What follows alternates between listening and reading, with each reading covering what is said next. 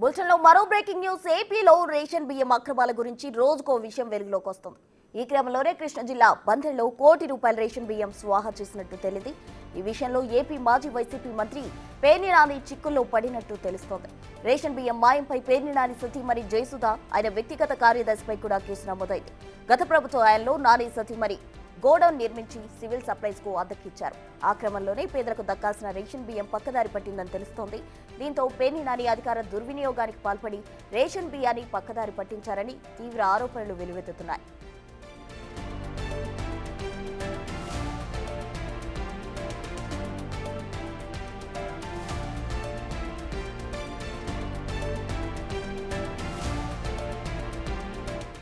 గత 10 రోజుల క్రితం జరిపిన వార్షిక తనిఖీల స్టాక్లో ఆఫీసర్లు భారీగా బియ్యం వ్యత్యాసాన్ని గుర్తించారు. ఆ క్రమంలో 185 టన్నుల రేషన్ బియ్యం మాయమైనట్టు అధికారులు తెలిపారు. ఈ క్రమంలో పౌర సరఫరాల శాఖ అధికారి కోటిరెడ్డి మచిలీపట్నం పోలీసులకు ఫిర్యాదు చేశారు.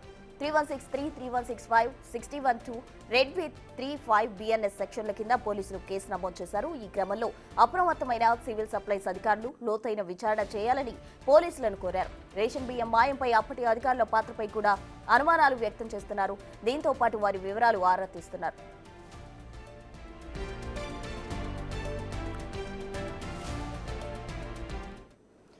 ఏపీలో రేషన్ బియ్యం అక్రమాల గురించి రోజుకో విషయం వెలుగులోకి వస్తుంది. దీనికి సంబంధించి పూర్తి వివరాలు అందించేందుకు మా ప్రతినిధి శివ సిద్ధంగా ఉన్నారు. శివ, చెప్పండి, అయితే పేర్ని ఫ్యామిలీ రేషన్ దందాపై అసలు ఏంటి అప్డేట్స్ ఏంటి, ఎలాంటి చర్యలు తీసుకోబోతున్నారు సివిల్ సప్లైస్ అధికారులు? మొత్తం మీద చూసుకుంటే ఇప్పటికే పేర్ని నాని కుటుంబ సభ్యులపై, ఆయన సతీమణి జయసుధపై, అలాగే ఆయన వ్యక్తిగత కార్యదర్శి తేజస్విపై కూడా కేసు నమోదు చేసిన పరిస్థితి కనిపిస్తుంది. ఇక విచారణ అయితే ప్రారంభించారు. దాదాపుగా 3700 బస్తాల బియ్యం, అంటే దాదాపుగా 185 టన్నుల రేషన్ బియ్యం గల్లంతైన పరిస్థితి కనిపిస్తుంది. దీనికి సంబంధించి పోలీసులు శరవేగంగా విచారణ కొనసాగిస్తున్నారు. అయితే అక్టోబర్, నవంబర్ నెలలకు సంబంధించి తక్కువ వచ్చిందా, లేకపోతే 2020లో ఆయన గోడం రీజన్ దగ్గర నుంచి తక్కువ వచ్చిందా, దీనిపై సమగ్రమైన విచారణ చేయాలి. గతంలో జరిగిన అధికారులపై కూడా విచారణ చేపట్టాలని చెప్పి ప్రభుత్వం నిర్ణయం తీసుకోవడం జరిగింది.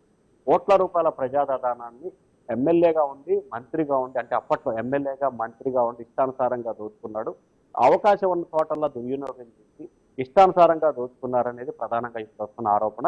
ఈ ఆరోపణపై కూడా ప్రధానంగా నానికి సంబంధించి కానీ, ఆయన కుటుంబ సభ్యులు కానీ ఇప్పటి వరకు నోరు మెదపలేదు. ఎందుకంటే రాష్ట్రంలో ఎక్కడ ఏ మూల జరిగినా కానీ, ఏమి జరిగినా కానీ నేనున్నానంటూ కూడా కక్కున ప్రత్యక్షమయ్యే వ్యక్తి పేర్ని నాని. అటువంటి వ్యక్తి ఆయనపై ఆరోపణలు వచ్చి 2 రోజులు గడుస్తున్నా దీనిపై ఆయన నోరు మెదపడానికి ఏమాత్రం కూడా సిద్ధంగా లేరు. ఖచ్చితంగా దీనికి సంబంధించి ఆయన మెడకు ఉచ్చు బిగుతున్న అవకాశాలు స్పష్టంగా కనిపిస్తున్నాయి. ఇప్పటికే అనేక సెక్షన్ల కింద ఆయన పిఏ, ఆయన భార్యపై కూడా కేసులు నమోదు చేశారు.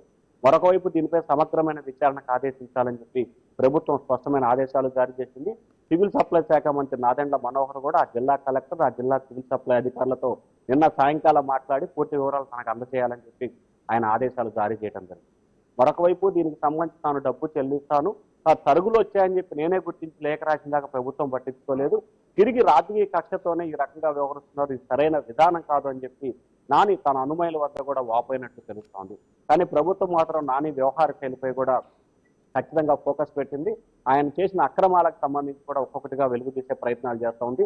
ఎందుకంటే మచిలీపట్నం కేంద్రంగా కూడా పేర్ని నాని అనేక అక్రమాలకు పాల్పడ్డారని చెప్పి కూడా కూటమి నేతలు చాలా ఫిర్యాదులు చేయడం జరిగింది ముఖ్యమంత్రి చంద్రబాబుకి.